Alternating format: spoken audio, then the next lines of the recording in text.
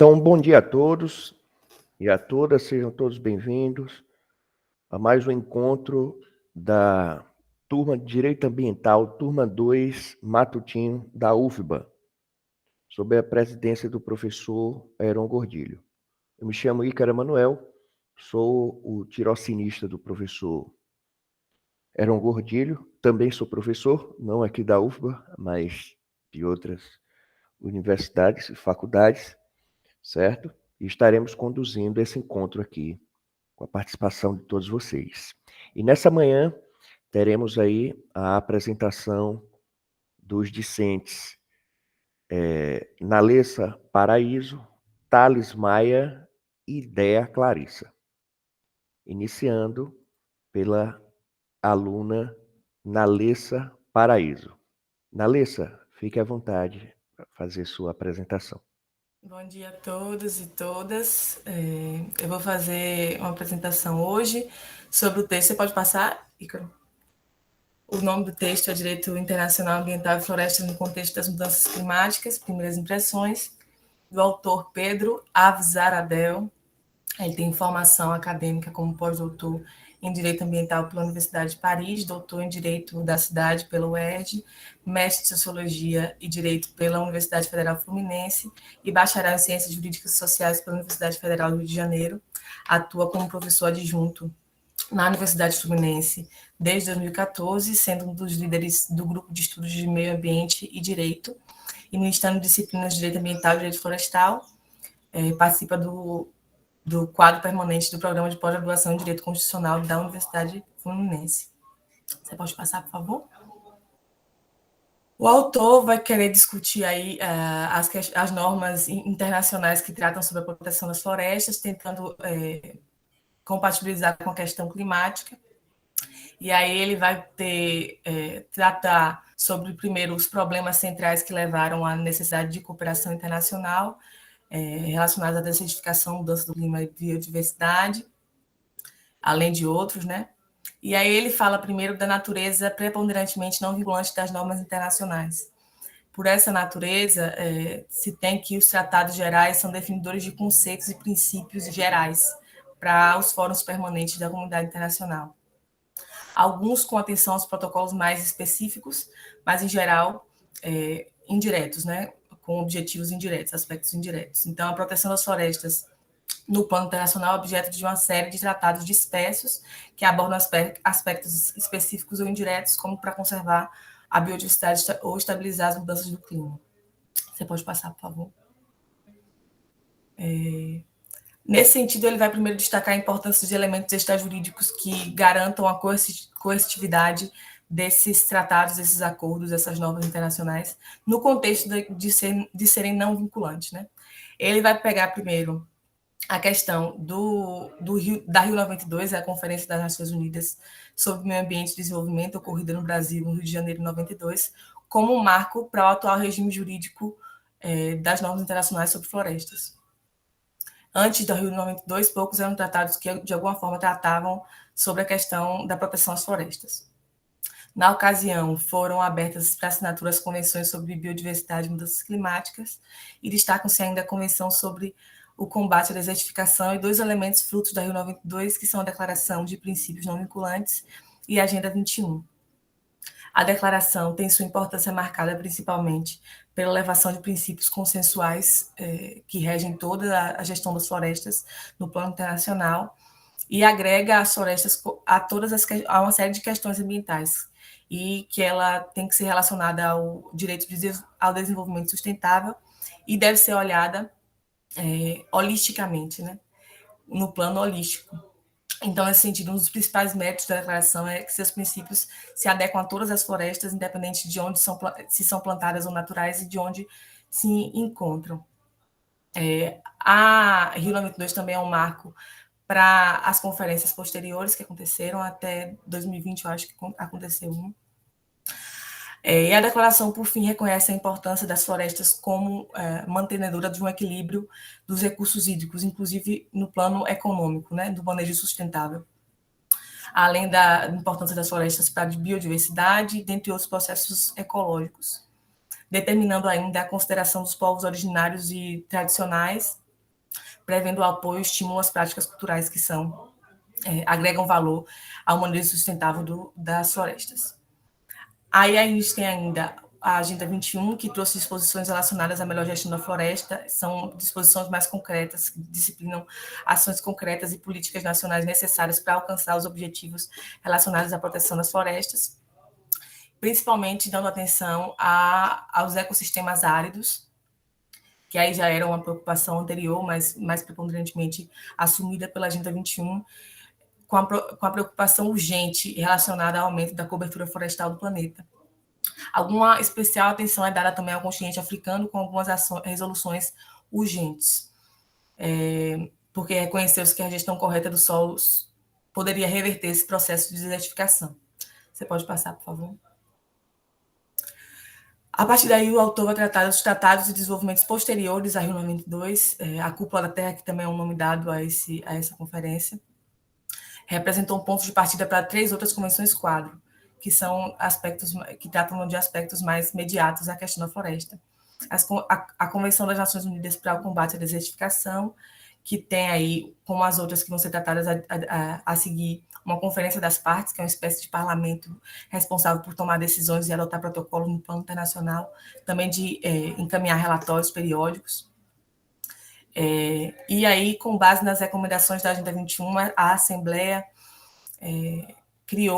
a Assembleia Geral das Nações Unidas criou um comitê internacional responsável por negociar uma convenção sobre o tema sensível aos ecossistemas áridos, dando também especial atenção ao aumento da cobertura vegetal e elevando aí a importância das florestas. Previu mecanismos de financiamento e cooperação e troca de informação entre as partes, inclusive troca de tecnologias, constituiu aí uma parceria internacional para enfrentar o problema, sendo obrigações impostas também aos países em desenvolvimento, principalmente os países em desenvolvimento. O que evoluiu hoje, começou tratando o que evolui hoje como conceito recente trabalhado de neutralidade da degradação do solo, que é a compensação das perdas dos empreendimentos futuros pelas compensações a partir da recuperação de outras áreas agora, que é uma meta mínima a ser alcançada de acordo com a ONU. Você pode passar, por favor? Aí agora ele trata da Convenção das Nações Unidas sobre Diversidade Biológica e da Convenção sobre Mudanças Climáticas. A primeira tem como objetivos a conservação da diversidade biológica, a utilização sustentável de seus componentes e a repartição justa e equitativa dos benefícios derivados da utilização, inclusive com acesso adequado aos recursos genéticos e a transferência adequada de tecnologias para os seus usos, levando em conta os direitos das comunidades que estão inseridas. E a Convenção sobre Mudanças Climáticas reconhece o problema global, que não é só o efeito, o aquecimento global em si, mas todas as consequências que a comunidade científica reconheceu relacionadas, tendo como marco inicial a criação do painel intergovernamental das Nações Unidas sobre o tema, a abertura para assinaturas em 92 da Convenção Quadro e, posteriormente, do Protocolo de Quioto, que vai evoluir aí para o final de 2015, com o Acordo de Paris, que é o novo marco internacional para o enfrentamento da questão. A Convenção preconiza ainda que os habitats das espécies da fauna e flora sejam igualmente protegidos e também confere importância aos povos originários e comunidades tradicionais, cujos usos sustentáveis devem ser incentivados e a proteção deve ser garantidora dos seus direitos sobre a terra. Promulgada no Brasil a partir do decreto de 98, a Convenção sobre o Clima possui como objetivo a estabilização das concentrações dos gases de efeito estufa na atmosfera. A Conferência das Partes, no contexto da CQMC, aprova o texto que vai ser aprovado com o Protocolo de Quioto em 97. Pode passar, por favor. Aí a gente tem o Protocolo de Quioto e o Acordo de Paris. O Protocolo de Quioto ele estabelece metas quantitativas de redução de emissão de gás carbônico, de gás de efeito estufa, para períodos determinados. E aí prevê alguns mecanismos suplementares de flexibilização capazes de auxiliar os países para alcance dessas metas obrigatórias. E aí se inclui os mecanismos de desenvolvimento limpo e de implementação conjunta, além do comércio de emissões excedentes, né? Aquele comércio de negócios excedentes, compra de direitos sobre emissão de efeito estufa.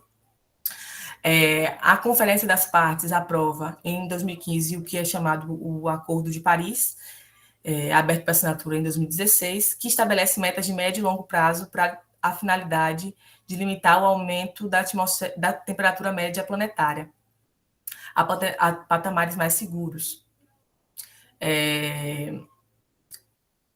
Inova na questão da autonomia das partes, né? Define que as metas de longo prazo devem ser avaliadas a partir de 2023, mas confere a autonomia das partes para a definição das próprias metas, com dever de atualização a cada 5 anos, encaminhar também comunicações nacionais informando o desempenho no alcance das metas autodefinidas, elaborar estratégias de longo prazo para um desenvolvimento pouco intenso do uso de carbono.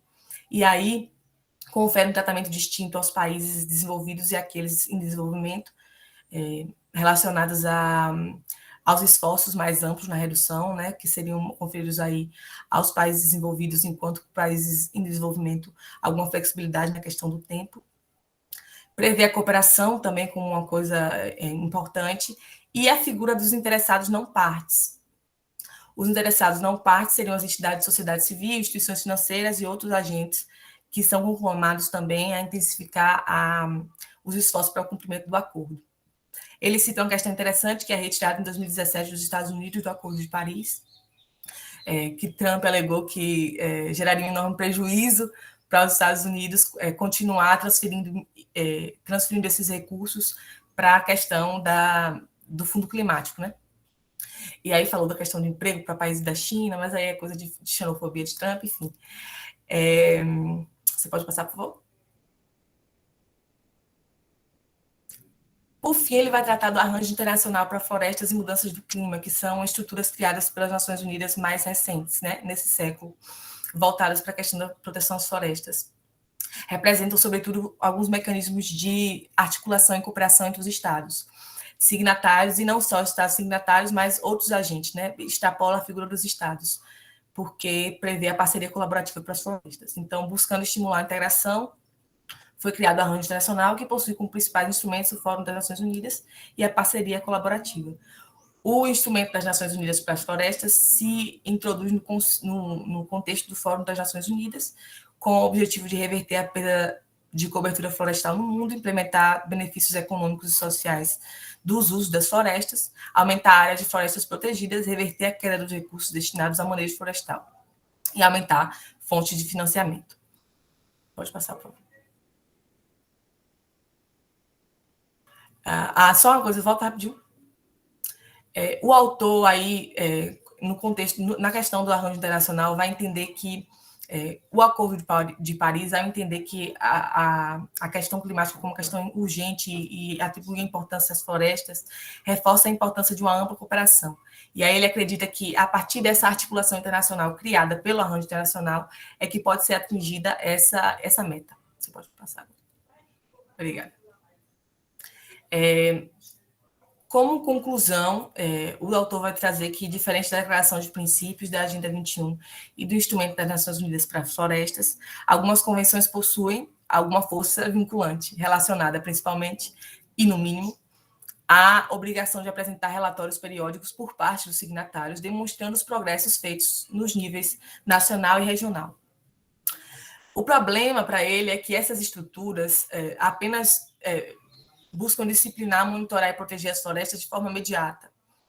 E aí ele fala que alguns problemas, alguns aspectos, outros da proteção florestal ficam excluídos, parecem ser excluídos de qualquer vinculação jurídica de proteção, capaz de assegurar uma agenda mundial complexa e que abranja todos os tipos de floresta.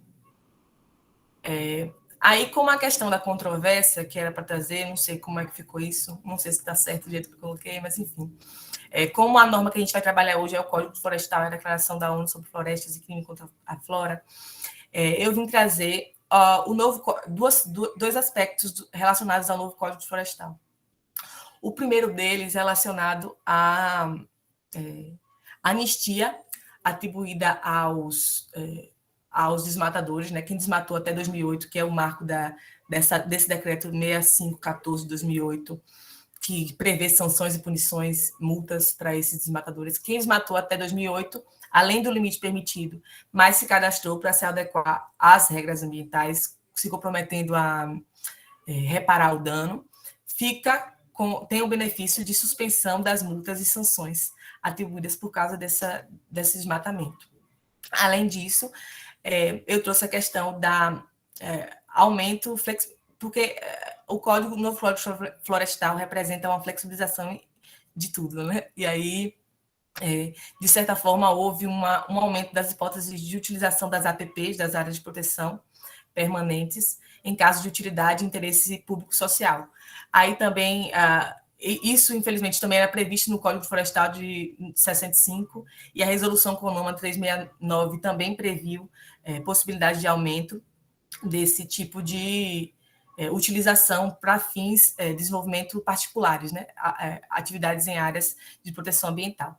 Então, na contramão do mundo, o Brasil tem representado a flexibilização das normas e sanções previstas nos acordos internacionais. Então, tudo que a gente discutiu aqui, o Brasil vem sofrendo com o movimento contrário. Ao invés de a gente estar se preocupando com aumentar a proteção e as sanções, a gente está permitindo, fazendo concessões. Essa questão da anistia, inclusive, o STF julgou constitucional, depois de uma ação direta de inconstitucionalidade. O problema é que essas perdas podem ter um grande impacto na conservação da biodiversidade e os programas de reflorestamento.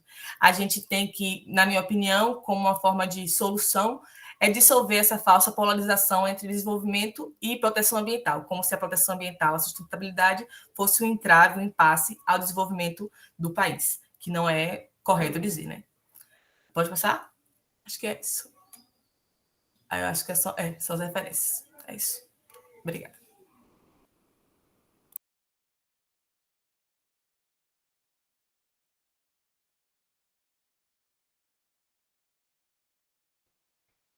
Muito bem, Nalessa. Muito bem. Fala, Jennifer, agora que eu estou lhe vendo.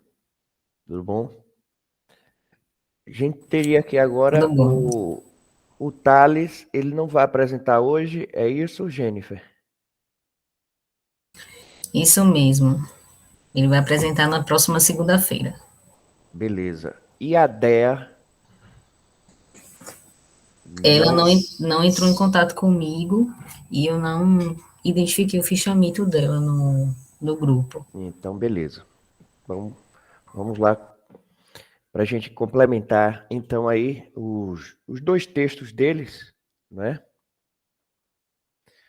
Complementando até a fala aí da colega Nalessa, ela apresentou esse aspecto a respeito desse, digamos assim, de um direito, né, chamado direito internacional ambiental, certo? E que a gente vem percebendo essas discussões. O texto que ela apresentou foi um texto aí de 2017, não é tão distante assim, né? Mas é mais um dos textos, dos mais variados textos acadêmicos, que nos leva a refletir a respeito desses protocolos, dessas convenções internacionais, não é? A respeito da proteção do meio ambiente. Então,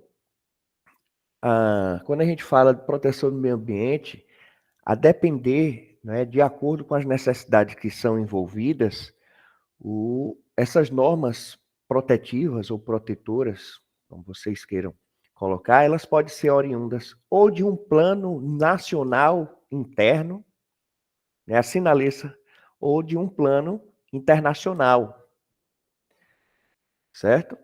Então, de um relatório, até desse texto que a Nalessa apresentou, chamado Relatório Nosso Futuro Comum, olha aí, pelo título, a gente já traz logo que é um chamamento, não é só do Brasil, não é só lá da Inglaterra, então, comum, né? Fica claro que os problemas, digamos assim, os problemas ambientais, eles não poderão ser resolvidos por um único Estado, né? E quando a gente fala Estado, é nesse sentido amplo, né? Estado com essa conotação mesmo de soberania. Então, não vai ser resolvido por um único Estado de maneira isolada.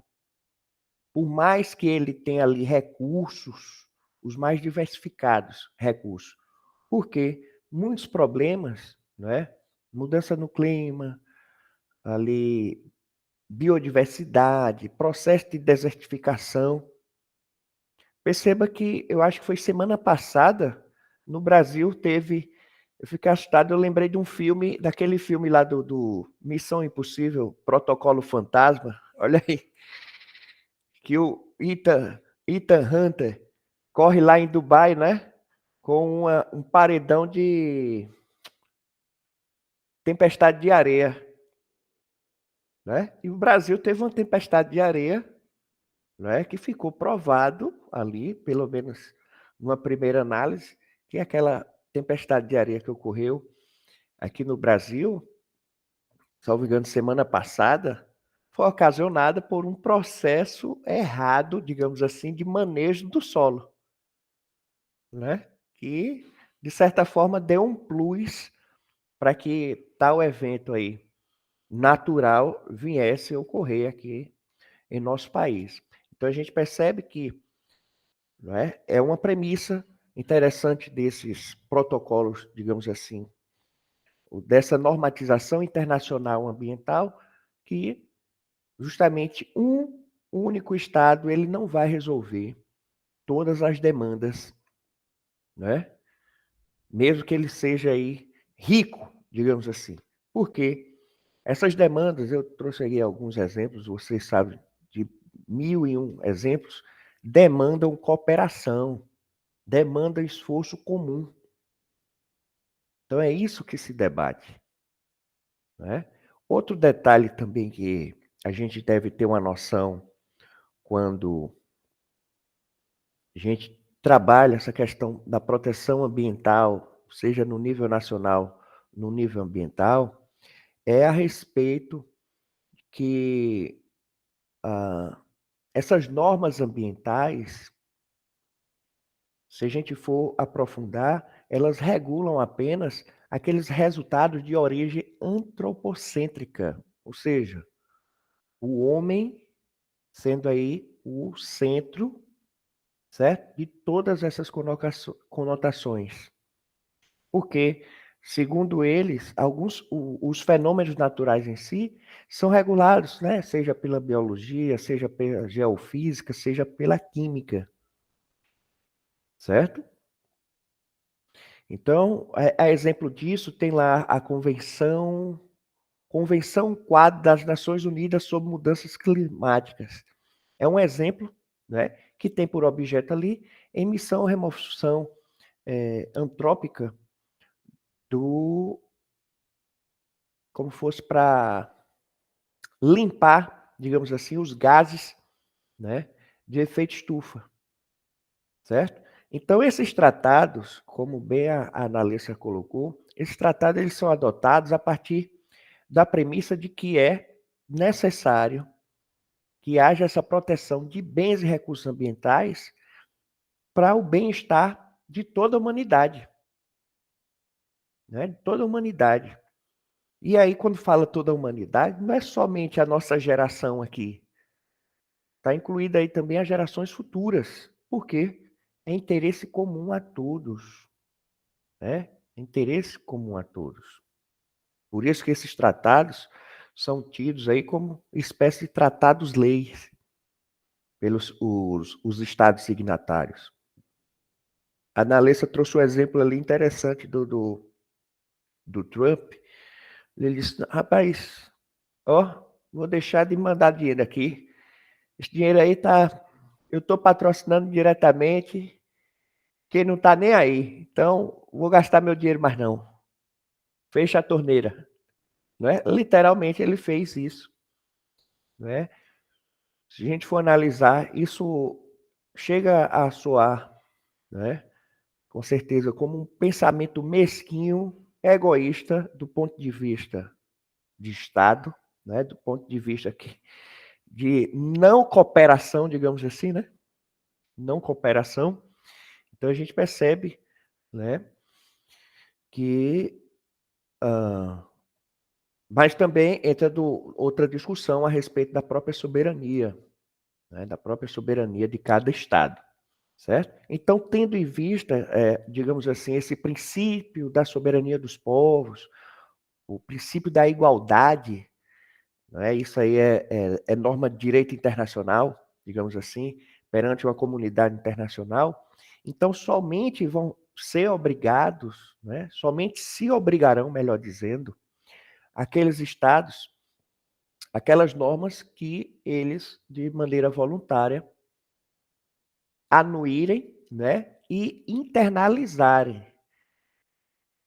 Internalizarem. Uma coisa é você ser signatário e outra coisa é você aplicar no seu próprio estado, certo? Incentivar, né, utilizar daqueles protocolos. E aí a analista traz esse ponto de vista bem interessante quando ela coloca disso, rapaz, a política brasileira aqui está indo na contramão. Está todo mundo reunido, como fosse para garantir, né, vamos dizer, o futuro das próximas gerações, e o pessoal está, de certa forma, aqui dando uma bulinada, uma marqueada aqui nas normas, para deixar o campo aberto, literalmente, né? O campo aberto. Então,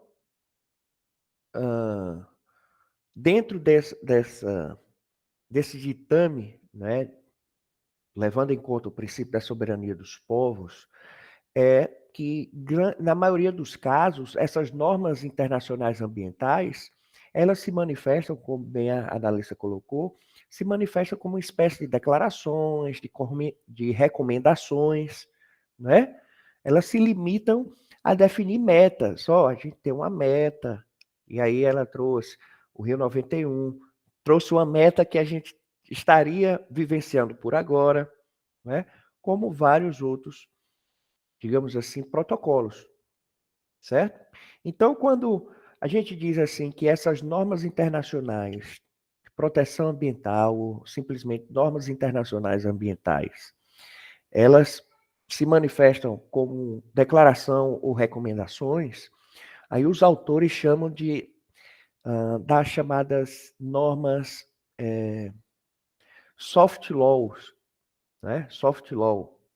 Com certeza vocês já ouviram falar nesse termo, né?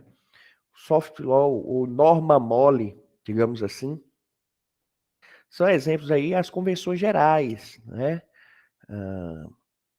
Ou também chamada de tem um termo em inglês também, eu acho que é umbrella treaty, guarda-chuva, né? Tratado guarda-chuva, certo? Porque não tem aquela força mesmo, né? Mas não obstante tudo isso, é sabida essa consolidação dessas normas ambientais, elas necessitam dessa sua ratificação e aplicação por um determinado número de estados, né? Quando a gente está falando, e aí repito, quando fala estados, estados a nível de soberania, certo? Por isso que é tão importante que haja essa incorporação, né, na sua legislação interna, certo?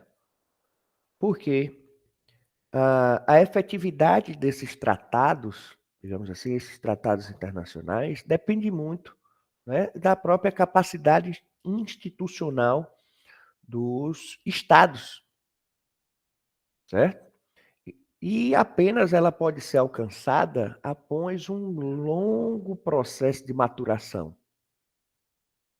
E esse processo ele pode até ser suprido, né, por recursos econômicos, para estimular ali aqueles atores privados, digamos assim, né, pela coerção, certo?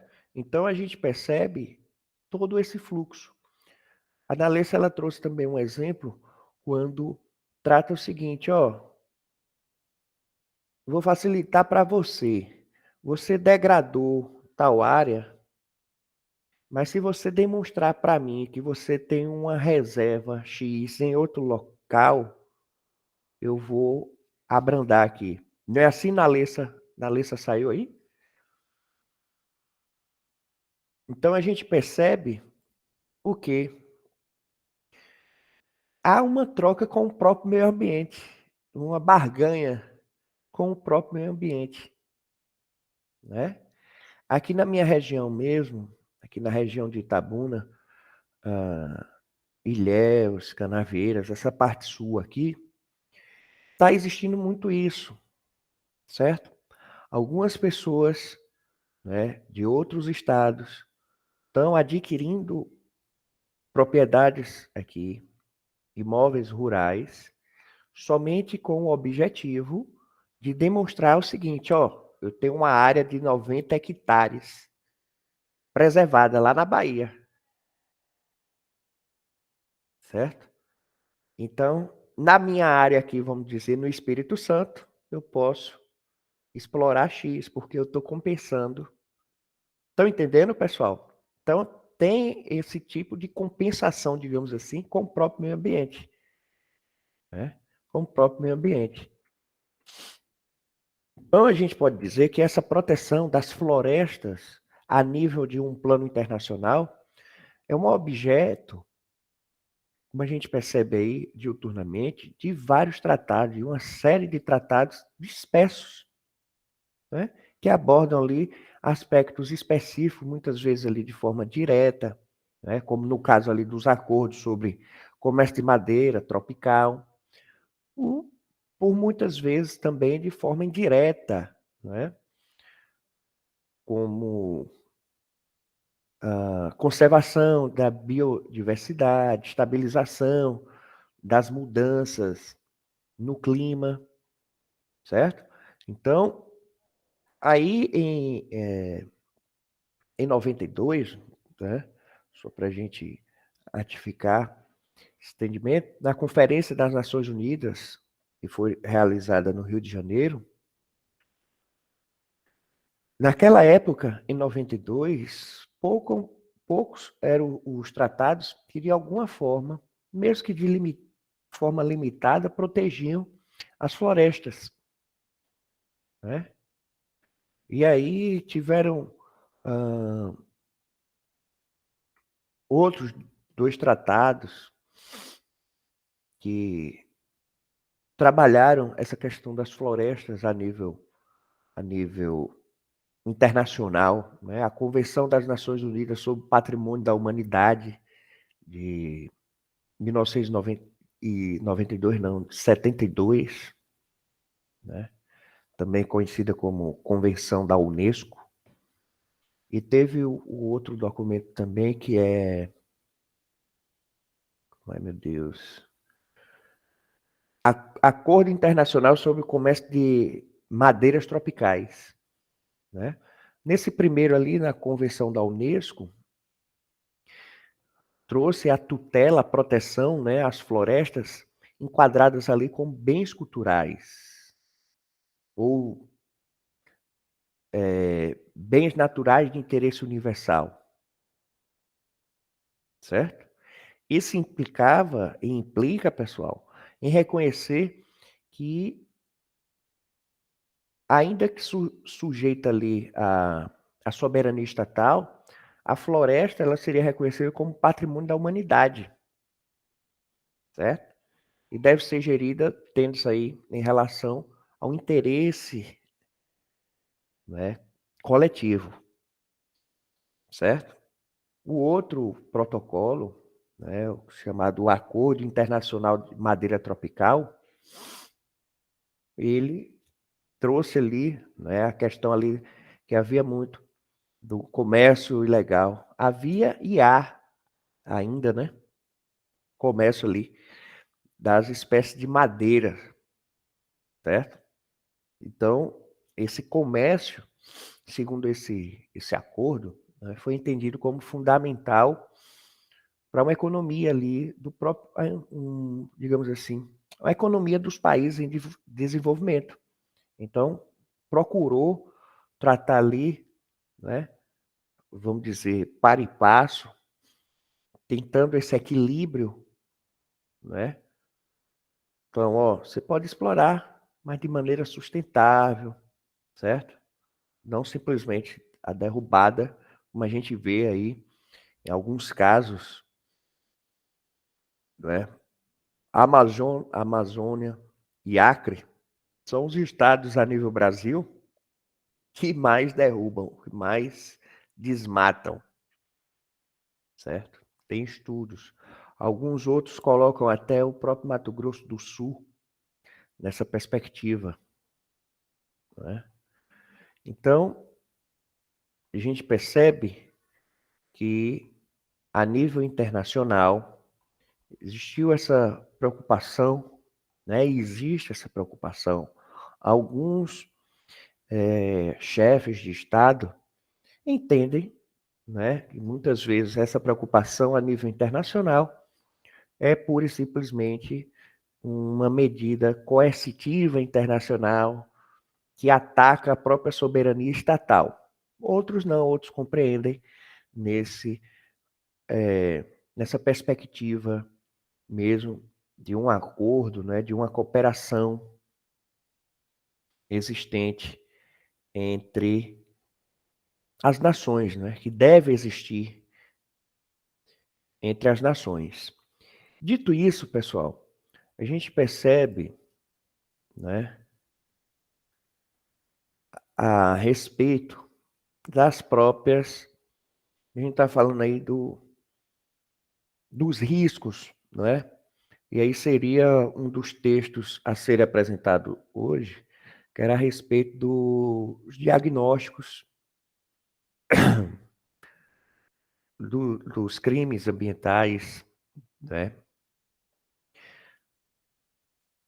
Partindo ali da ação, das ações, melhor dizendo, promovida pelo MPF, né? Pelo Ministério Público Federal. Então a gente percebe o seguinte: os ecossistemas florestais, como a gente vem percebendo durante as discussões nesse semestre, eles desenvolvem um relevante papel, né, no desenvolvimento aí de inúmeras espécies. Entretanto, o que a gente mais percebe, eles são os que mais sofrem, não é, nesse processo de interação, digamos assim, interação homem-natureza, certo? Então, nesse processo de interação, estão ali os recursos da flora, né? E com relação à flora, nossa flora brasileira, esta aí apresenta uma rica diversidade, né? E distribuída nos seus, aí, digamos assim, mais variados biomas. Se a gente vai para a parte norte aqui, a gente tem a Caatinga, o Cerrado, e tudo isso compõe essa multi biodiversidade, né, componente da nossa flora. Porém, pessoal, flora e floresta, não é? Você já deve saber que elas não são expressões sinônimas, certo? Se vocês não sabiam, vão saber agora. A flora, né, um conceito básico que é flora, conjunto de espécies de vegetais de determinada região ou período geológico, certo? Isso é a flora. Já a floresta, né, ela, segundo aí os biólogos, não é o conceito de Ícaro, né, segundo os biólogos, seria ali uma formação florística de porte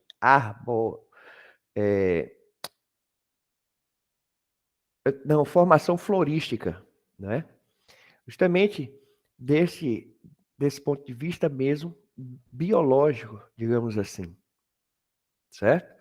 Então, nosso exemplo aqui de casa, digamos assim, é a nossa floresta amazônica, né? Que é reconhecida aí mundialmente por sua diversidade biológica e, como a gente falou, vem sendo destruída aí pelo desmatamento, não é? Pela aquela atividade mesmo de exploração ilegal da madeira, a expansão da agropecuária, e isso tudo, não é? Esses fatos, eles vêm colocando em risco tanto a fauna quanto a flora, né? Então, mediante esse aumento dessas atividades degradadoras, faz necessária a aplicação de mecanismos, né? A Analessa, ela trouxe aí exemplos desses mecanismos a nível internacional, certo? Acordo de cooperação, ó, bora se ajudar aqui para a gente proteger algo, né? De sentido comum. Mas aqui a nível Brasil, faz-se necessária aí também a aplicação desses mecanismos jurídicos, certo? E dentre esses mecanismos jurídicos foi que surgiu, né, a chamada Lei dos Crimes Ambientais, que é a Lei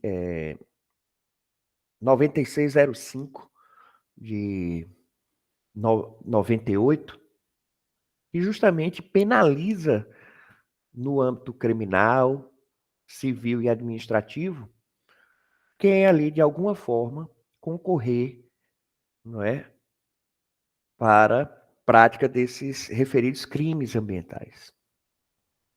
Então, se vocês forem ver aí nessa lei, lá nos artigos, dos artigos 38 ao 53, dessa lei dos crimes ambientais, vão existir ali vários tipos penais relativos à flora, né?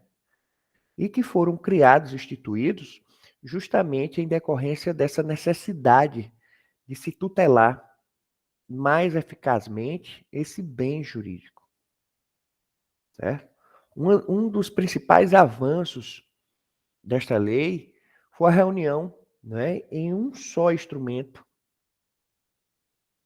de várias determinações que anteriormente eram previstas em leis esparsas, e isso dificultava a sua aplicação, certo? A lei, ela também elevou algumas condutas que anteriormente eram consideradas como meras contravenções a categorias de crime. Exemplo ali dos desmatamentos ilegais, né? Desmatamentos ilegais, anteriormente, essa lei era tratado como mera contravenção. Já pensou? Para bem relativizar, bem relativizado mesmo, né? Em relação aos crimes ambientais, também vale ressaltar, eles são crimes, né, que são pautados ali, e aí os penalistas aqui de plantão me corrijam se eu estiver errado, mas eles são pautados, né, tipo daquela ação penal. A ação penal, ela é desenvolvida, né, por iniciativa do MP, iniciativa aí do Ministério Público. Em relação aos crimes ambientais, essa natureza dessa ação penal, ela é incondicionada, ou seja, independe de qualquer provocação. Então, o órgão do MP, né, o órgão do Ministério Público, à vista ali de um inquérito policial ou de quaisquer outros elementos de informação, ele poderá oferecer uma denúncia, certo? Desde que apresente ali indícios suficientes, né, de materialidade e da própria autoria do crime ambiental, certo? Aqui em Itabuna, uma vez eu defendi um auto de crime ambiental. A denúncia, e aí vocês vão dar risada, a denúncia foi uma denúncia anônima proferida por Bruno Mezenga. Quem é que lembra Bruno Mezenga? Vocês lembram? Não sei se é da época de vocês, não. Bruno Mezenga. Não lembro o nome. Lembro o do nome. Rei do Gado. Do Rei do Gado. Olha aí. É verdade. Pois é, pessoal. Então, o MP recebeu uma denúncia de Bruno Mezenga. Meu Deus do céu. Por e-mail. Olha mesmo, né? A gente falou de indício. Então, pronto. A pessoa mandou lá o e-mail para o MP, disse, ó, na área de fulano, ciclano, tá tendo XYZ de coisa. Pronto, deu o start. O MP foi lá investigar. Né? Eu sei que rodou, não provou a autoria. E aí a gente sabe. Né? Aí muito se discute nesse âmbito do direito ambiental a respeito da responsabilidade, né? Alguns dizem mesmo assim, não, a responsabilidade no âmbito do direito ambiental é responsabilidade objetiva. Não quer saber discutir autoria, nada não. Cometeu, tem lá o dano, então a Jennifer é que vai segurar ali a bomba, digamos assim. Só que aí, pessoal, tem, se não me engano, é o artigo, deixa eu ver aqui, deixa eu só fazer uma pesquisa rápida aqui, artigo 34. Rapaz, esse Google é ladrão, porque eu estava falando com vocês aqui, ó, responsabilidade objetiva, foi só eu colocar para pesquisar a primeira frase que aparece. Tá vendo como a gente está sendo monitorado? Por isso que a gente está vivendo aí a era do numérico mesmo, viu? Tem horas que eu acho que até pensamento lê da gente, viu? Impressionante. Tem horas que eu penso numa coisa e quando eu olho, tá lá demonstrando. Para você ver, viu?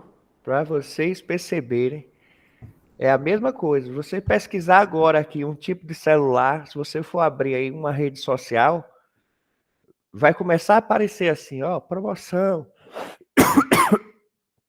Tal celular, compre tal celular.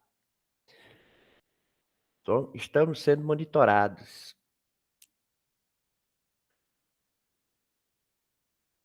Deixa eu ver aqui.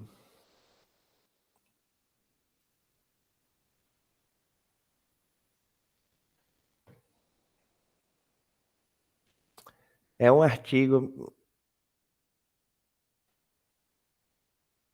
da responsabilidade. Deixa eu ver se eu encontro ele aqui.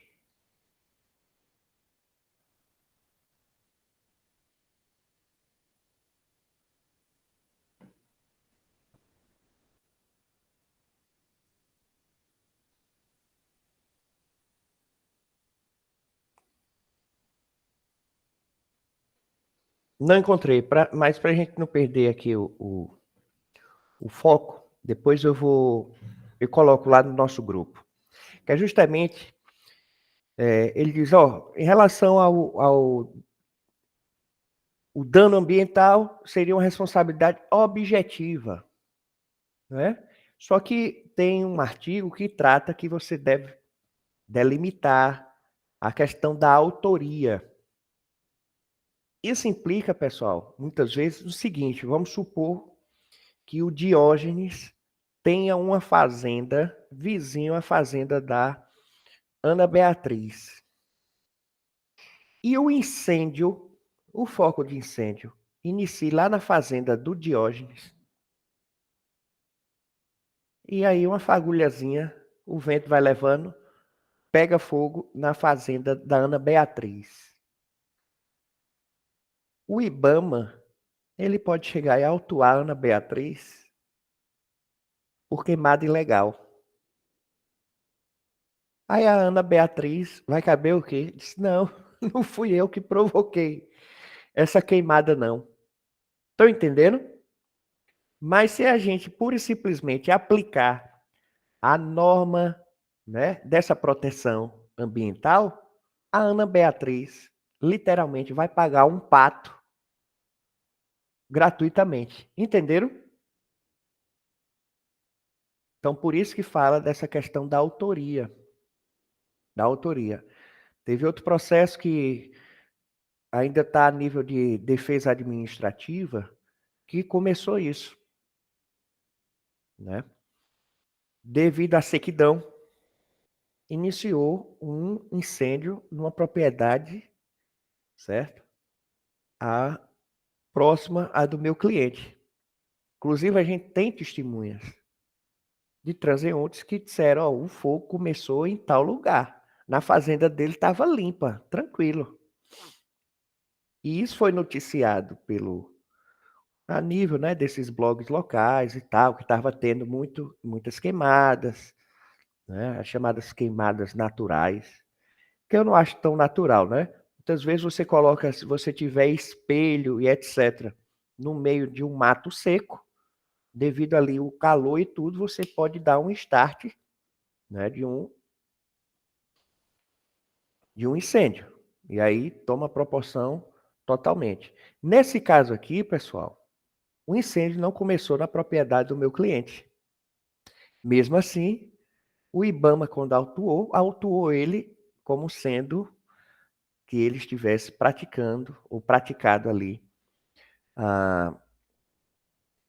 um dano ambiental. E a multa não foi pequena, é uma multa de 50 mil reais.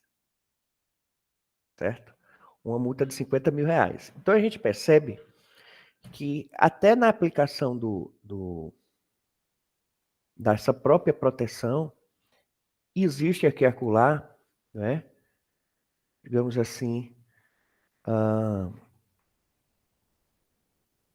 elementos que possam caracterizar uma certa subjetividade, certo? Mas aí o próprio MPF, né, o próprio MP a nível estadual,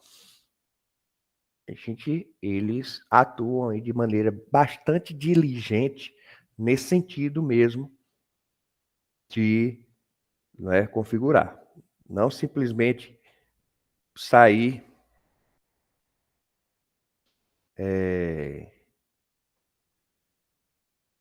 não simplesmente sair processando quem quer que seja, certo?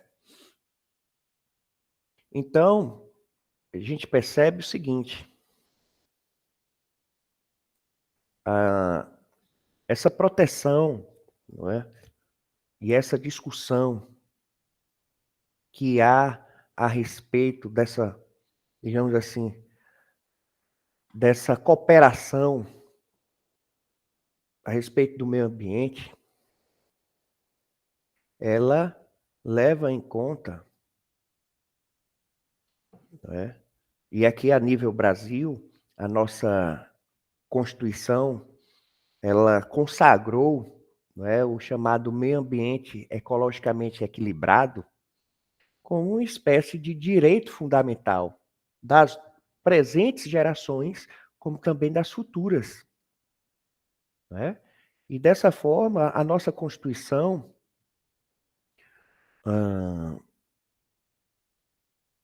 distinguindo-se aí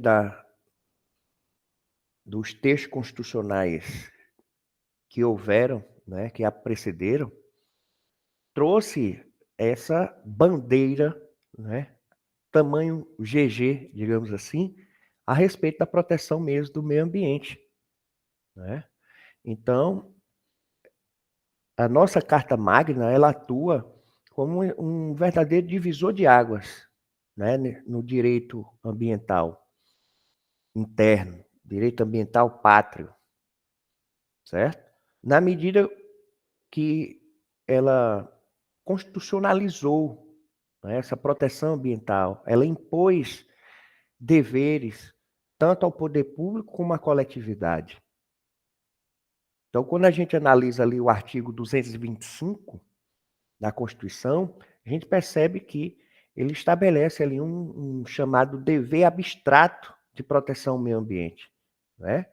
E se a gente for ver os parágrafos que o compõem, vão ter ali, né, de forma discriminada, os deveres, esses deveres concretos a serem ali cumpridos, né?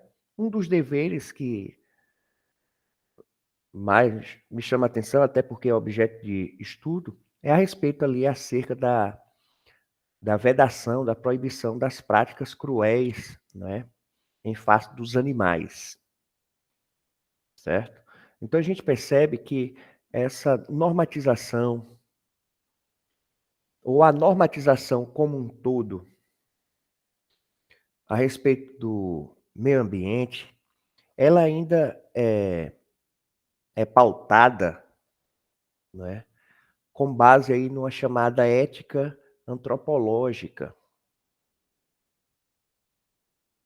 Por quê?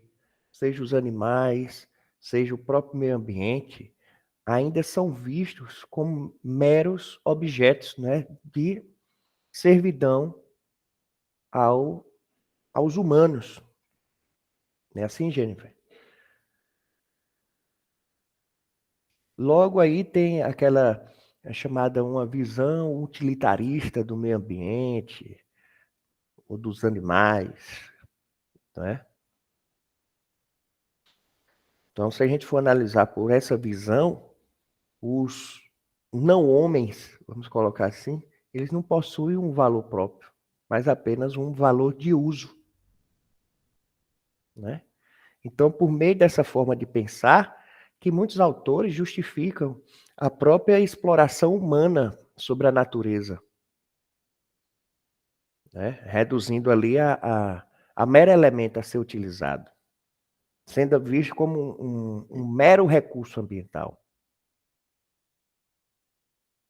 Então, cuidar e dar um direcionamento de um bem ambiental somente para satisfazer ali as necessidades humanas, né, as necessidades do próprio homem, seria apenas uma proteção indireta. Por isso é que essa evolução no próprio direito ambiental, ela tem uma abertura dessa visão antropocêntrica, certo? No qual objetiva-se, melhor dizendo, a garantir ali todas as formas de vida, né? Então, isso significa dizer que o direito ambiental, ele não é só para a vida humana, mas sim ele tem esse intuito de proteger toda e qualquer forma, em toda a sua extensão, certo? Ressalta-se, por outro lado, quando a norma ela se referia à flora, né, como a gente viu ali, então quando ela se referia à flora como um objetivo final, a gente vai estar diante ali de uma teoria não mais antropocêntrica, mas sim já seria um outro tipo de teoria chamada teoria ecocêntrica. Ecocêntrica. Né? Então, nessa visão, o meio ambiente é o patrimônio da humanidade. Então, é questão mesmo de ressignificação, de, vamos colocar assim, de reculturalização do próprio meio ambiente. Né? Então, a natureza, ela existe em si mesma. E ela deve prevalecer sobre o ser humano. Então, cuida, digamos assim, da proteção da natureza, até mesmo do ponto de vista, sei lá, de uma lei espiritual. Certo? É uma lei que transcende. Então, quando a gente fala ainda dentro de uma visão antropocêntrica, o ser humano, ele é o destinatário dessa norma constitucional. Então, é o homem o único capaz de resguardar e conservar o meio ambiente. Certo? Então, quando a gente fala de uma proteção sobre uma visão antropocêntrica do meio ambiente, o bem ambiental ele está voltado para satisfazer as necessidades humanas, né? E proteger indiretamente outras formas de vida. Certo? Outras formas de vida.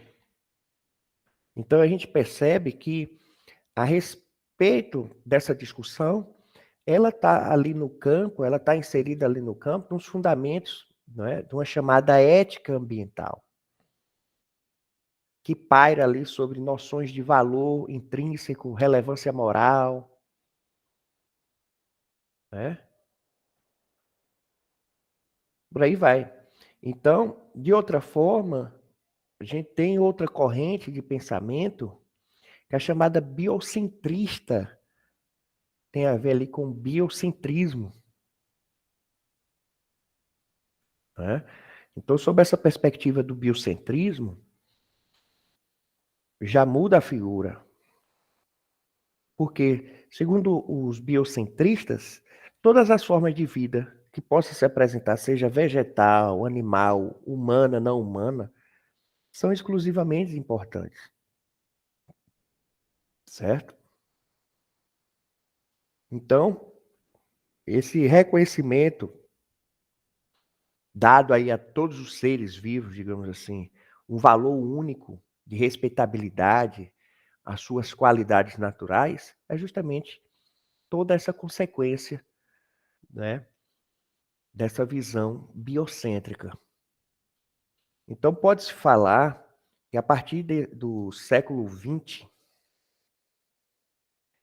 né, esse olhar da própria humanidade começou a ponderar mais, né, a respeito das vidas do planeta.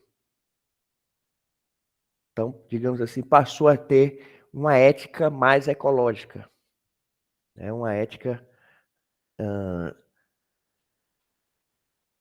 voltada mais à proteção. Então aí a gente percebe, né, o grande entusiasmo, digamos assim, a nível internacional, do surgimento aí de vários protocolos, convenções, né? Então, partindo, é possível ainda afirmar que ele busca, né, dentro dessa visão biocentrista, busca proporcionar uma unidade universal, aonde todos os seres eles são considerados detentores de um mesmo valor.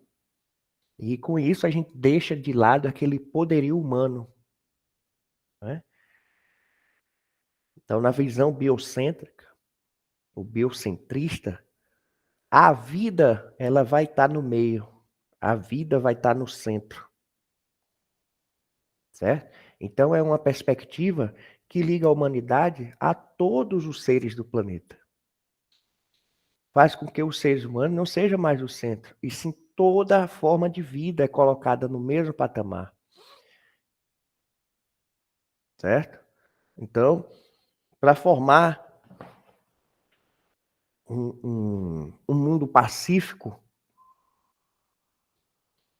né, com um meio ambiente equilibrado, como a nossa Constituição ela coloca, tranquilo, cuidado, deve começar por a implementação de novas atitudes, pela própria conscientização de toda a população. E com isso é que o antropocentrismo, que a gente falou lá no início, é que ele poderá ser contestado.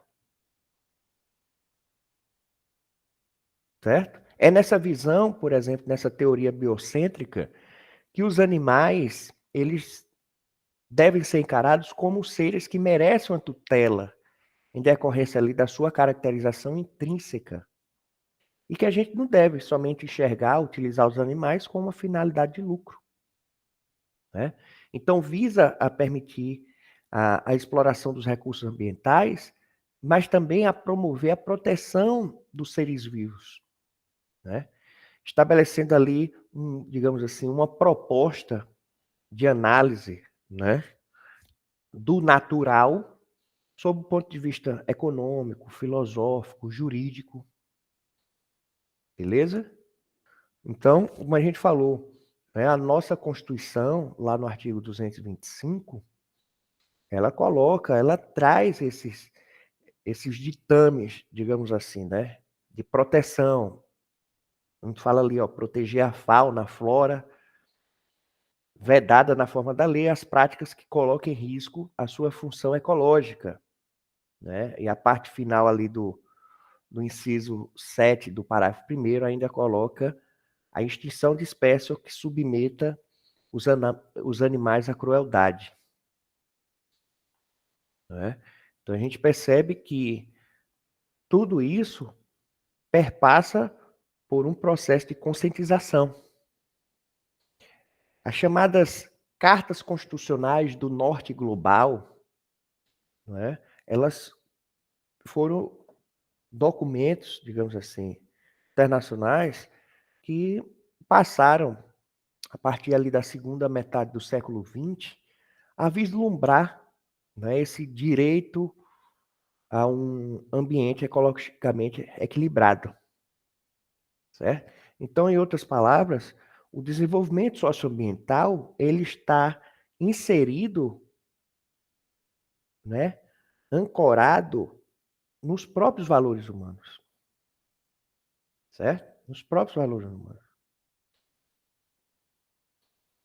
Então, a gente percebe que nossa Constituição de 88, ela não se limitou tão somente ao âmbito jurídico, mas ela apresenta alternativas éticas, biológicas, econômicas, voltadas aos problemas ambientais, não é?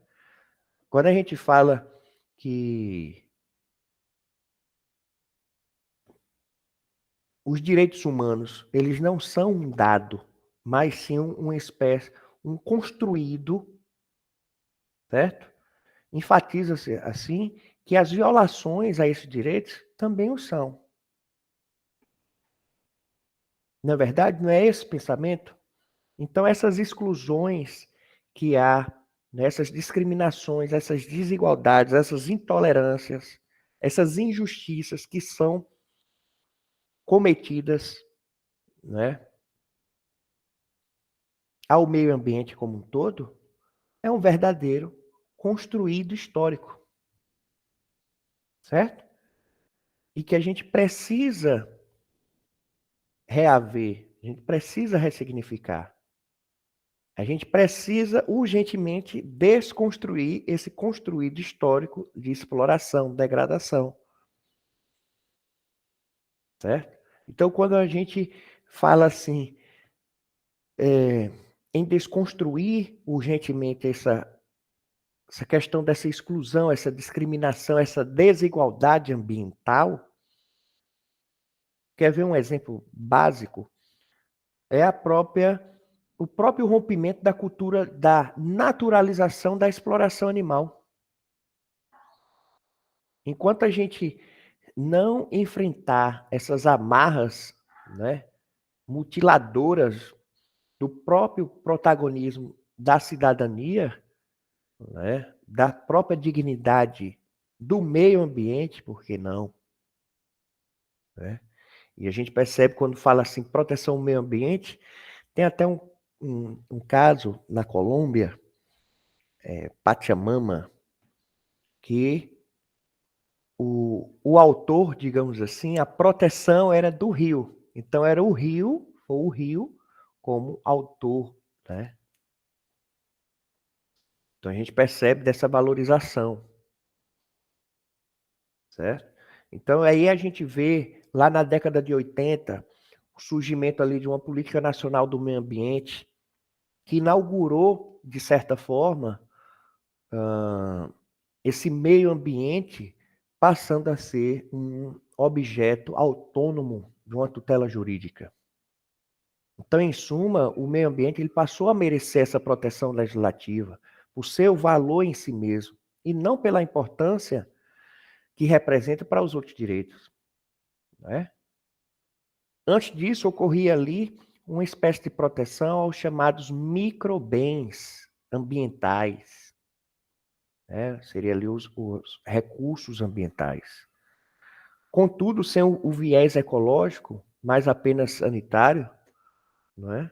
Ficava meio desconexo essa proteção, porque era apenas uma proteção.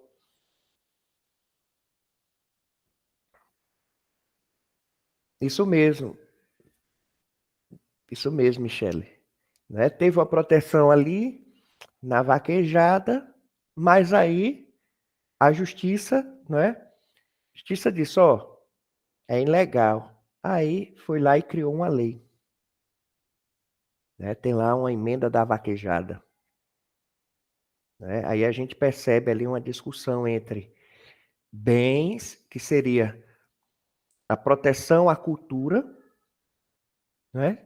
Mas ao mesmo tempo a proteção à vida, né? No caso aí a vida animal. Não é assim?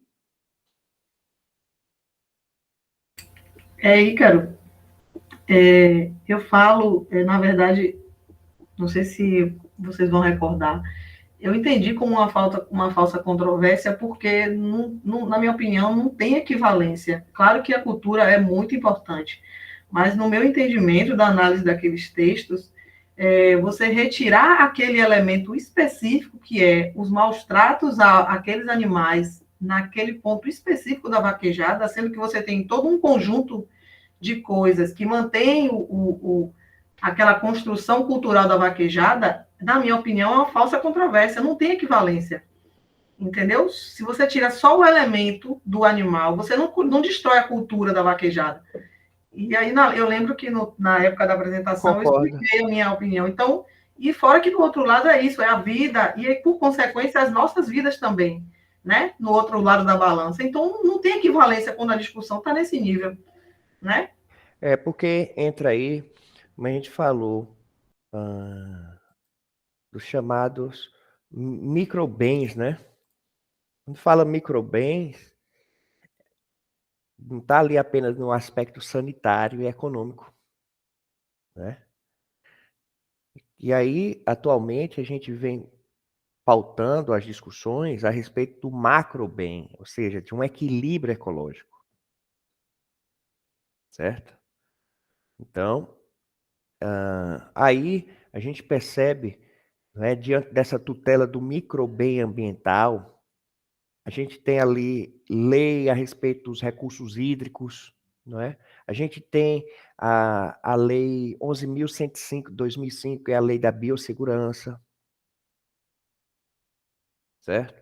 A gente tem outras leis, né, outros instrumentos que visam essa tutela aí, dessa proteção ao equilíbrio ecológico. Por exemplo, a própria lei da ação civil pública, né, a lei dos crimes ambientais, que a gente falou, a 9.005, né?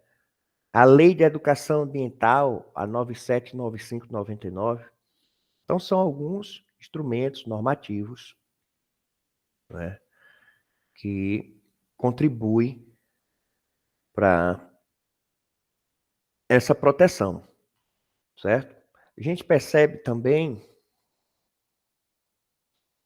que é necessário, né, dar esse tratamento legislativo especial a esse novo direito, entre aspas, que é o direito ambiental, né? Verifica-se aí que há uma, digamos assim, uma proteção serial de leis ambientais para atender aí os ditames lá que veio esculpido no artigo 225, certo? Não por acaso pode dizer aí que há muito tempo se sente a necessidade, né, digamos assim, de um código ou mesmo uma consolidação de leis de direito ambiental, né? Então, a gente percebe todo esse arcabouço protetivo, né? E já para a gente finalizar aqui, e eu vou convidar vocês, logo quando eu terminar aqui minha exposição, eu vi aqui que a Nalessa comentou aqui também.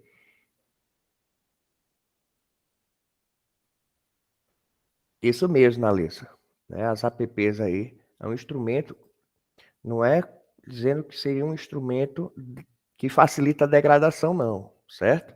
Mas justamente é um instrumento de ponderação mesmo, nesse trato com o meio ambiente. Pessoal, logo após a minha fala aqui, eu vou passar para vocês um link de um quiz que eu preparei a respeito dessa apresentação nossa aqui, certo? Que a gente possa divertir um pouco, beleza? Então aí, já para concluir aqui, pessoal, a gente percebe,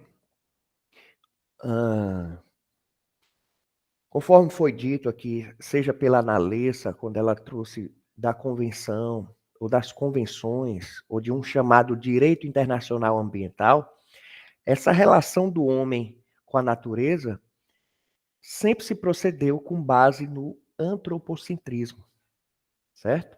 onde a noção original de dignidade da pessoa humana ela foi moldada, construída, estabelecida a partir da concepção de que o homem era a medida de todas as coisas e os seus interesses estariam ali no cerne de todas as decisões e atitudes tomadas, não é? Digamos assim, quando se buscasse proteger o meio ambiente, certo? Baseado naquela concepção de que o homem é superior aos demais animais, às demais coisas, digamos assim. De tal fato, esse processo de criação das leis, né, que visam proteger, seja os animais, o meio ambiente como um todo, inicialmente seguia-se essa mesma lógica de raciocínio, né? Com a noção de que o meio ambiente, como um todo, é algo útil ao ser humano, certo? Todavia, mesmo que a passos lentos, né, o legislativo ele vem reconhecendo, seja os animais como sujeito de direito, seja reconhecendo essa importância comum do próprio meio ambiente. Então, essa dimensão antropocêntrica, ela não é mais capaz de agradar, digamos assim, os imperativos desses tempos vivenciados por nossa geração, né? Tendo em vista que a crise ambiental que despertou a ideia, né, de sustentabilidade ambiental leva e está levando a mudanças para essa nova dimensão, né, que aqui a gente comentou, a dimensão biocentrista, certo? Então, adequando ali a valorização e respeito, digamos assim, à vida em todas as suas formas, certo? Então, a gente pode dizer, né, que havendo esse reconhecimento, diante dessa análise biocêntrica, né, há uma necessidade de reorientação, digamos assim, da própria teoria dos direitos humanos, por que não, né? Objetivando contemplar ali em seu rol, seja o direito dos animais, seja o próprio direito ambiental mesmo, certo? No qual aí passa a estabelecer de maneira mais condizente e efetiva a proteção, né, a todo esse macro bem que vivenciamos, mas não com base em um antropocentrismo, certo? Mas sim com base em um constitucionalismo biocêntrico, né? Com fundamentos aí em uma ética para toda a comunidade biótica, né? Toda a comunidade jurídica. Tá certo, meu povo? Muito bem, pessoal. Eu vou colocar aqui o link para vocês aqui no bate-papo. Coloquei aqui o link para vocês. Vocês vão clicar nesse link. Vou até compartilhar aqui a guia, que está sendo gravado.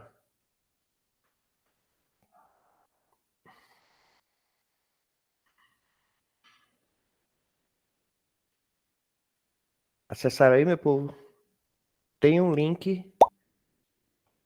Se inscreva aí. A Analessa já entrou. Vamos lá? Rapidinho, só para a gente fechar aí nosso encontro. Desde já agradecendo aí a participação aí de todos vocês, da Analessa, da Michele, os comentários aqui no chat.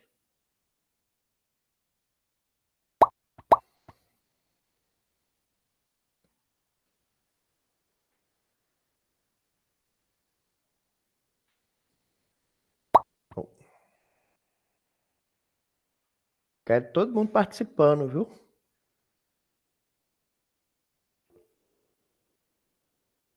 Tranquilo, Ana, tranquilo. Temos aí 12 pessoas. Vamos lá, pelo menos 10 pessoas cadastradas. Só temos 7.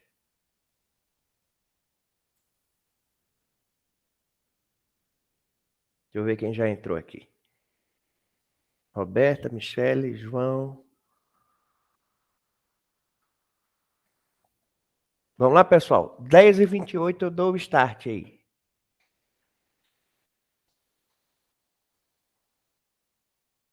Eu vou colocar mais uma vez aqui. O link. 10h28 eu...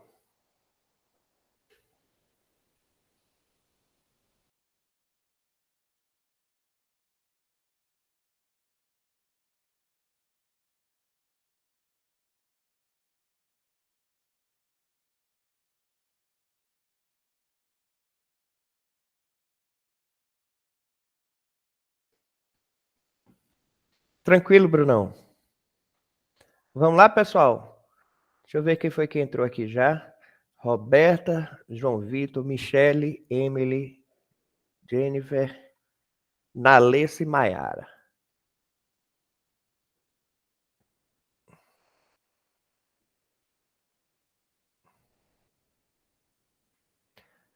Então eu vou dar início aqui, porque o Bruno e a Ana, eles indicaram aqui que estão pelo 3G, não é isso, Bruno?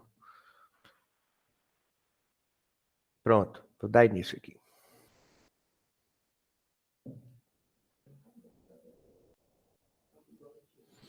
Pessoal, nesse quiz aqui é o seguinte: se você responder mais rápido cada questão, você ganha mais pontos, certo?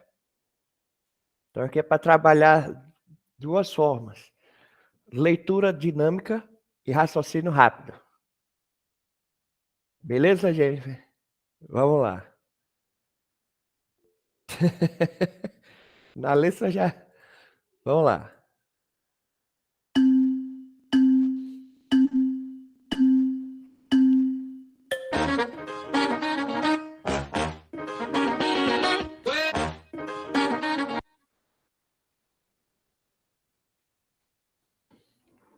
Eu cortei o áudio aqui. Tem uma musiquinha dele para...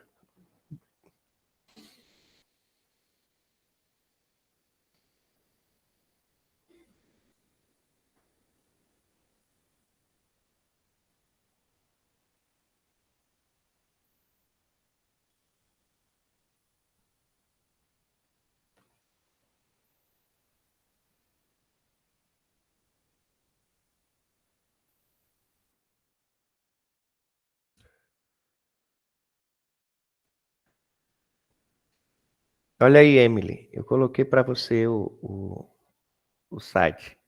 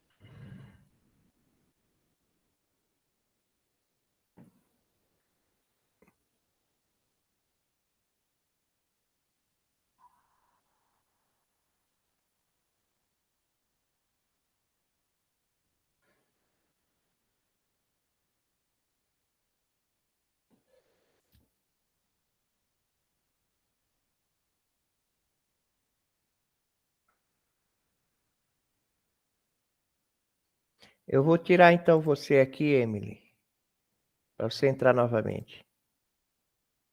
Eu tirei você. Entra de novo aí no site.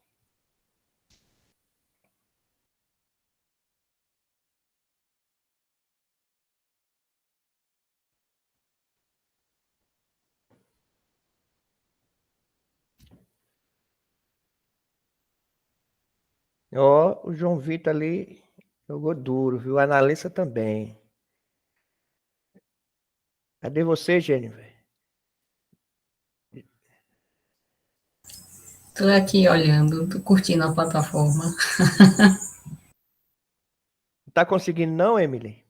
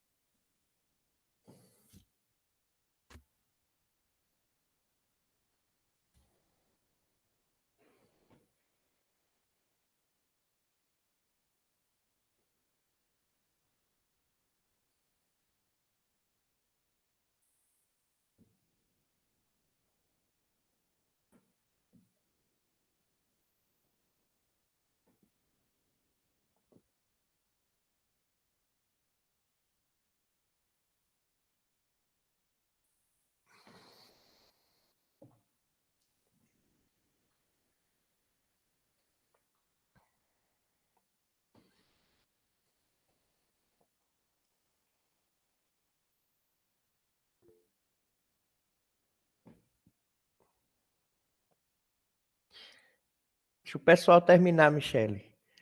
Por exemplo, a Maiara ainda tá aí. Jennifer tá, pelo que eu tô vendo aqui, ela tá acertando tudo. Acho que a Jennifer ainda entra ali no top 3, viu? Vamos ver.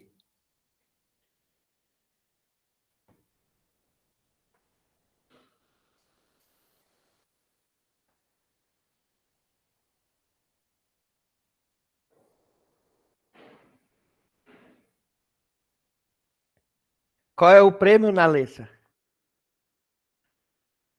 O prêmio é quando eu for em Salvador, o acarajé é por minha conta. O acarajé é a Coca, lá no Rio Vermelho. Aí, rapaz, é o top 3, né, que vai receber o cara. Eu tenho que estar, eu tenho que conseguir isso aí.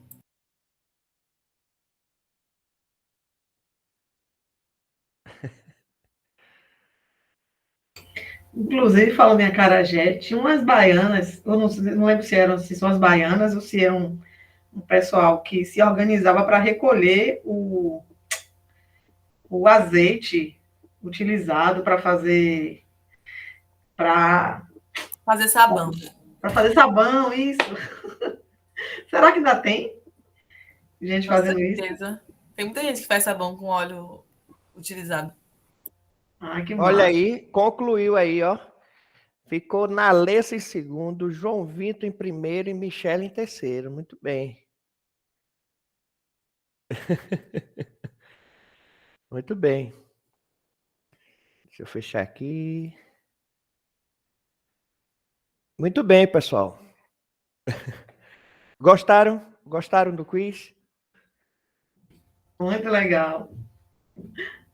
Legal, né? Então, pessoal, quero agradecer a todos vocês aí a participação, certo? Convidar a todos, espero que tenham gostado aí do encontro, né? Hoje foi um encontro aí, fiz as vezes do professor Heron, certo? Espero que tenham gostado. Lembrando aí, temos ainda alguns colegas a apresentarem, beleza? Não esqueçam, para depois não ficarem sem nota. Tem gente que está regularmente matriculado na disciplina e não está nem aparecendo nem nos encontros, seja aqui ao vivo, seja comentando. Então, depois, para não ficar aquele chororô. A gente fez já um levantamento de quem já apresentou, quem não apresentou e está regularmente matriculado, né? Porque tem alguns alunos que desistiram. Mas quem está regularmente matriculado aí tem que ter cuidado, tá certo? Informa os colegas. Uma dúvida. Fala, Aqueles Michele. aqueles encontros que foram no YouTube, eu não lembro, tinha que comentar para marcar presença? Eu não lembro se eu comentei tudo. Não. Aqueles não. Pode ficar tranquilo. Tá, beleza. Viu?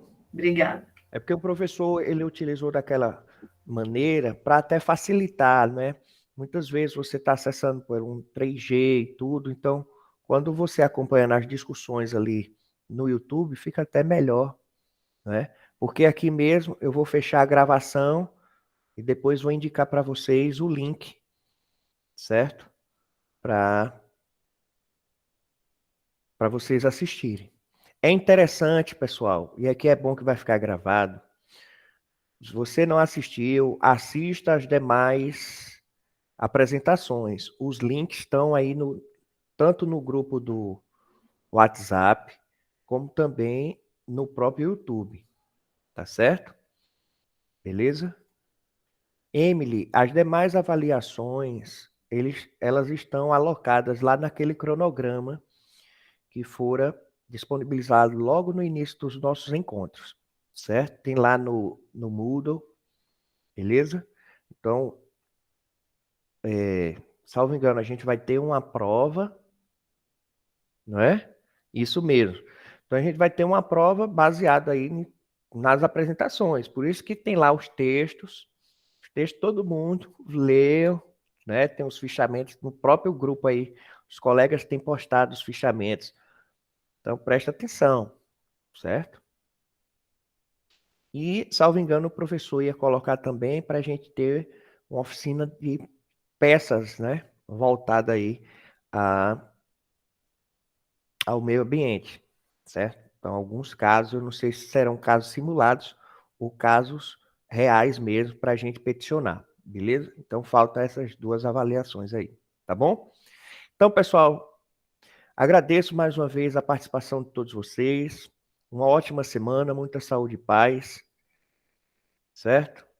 Terminamos aí no horário, né? 10h40, não é assim? Então, sucesso para vocês, ótima semana. Um abração. Boa semana.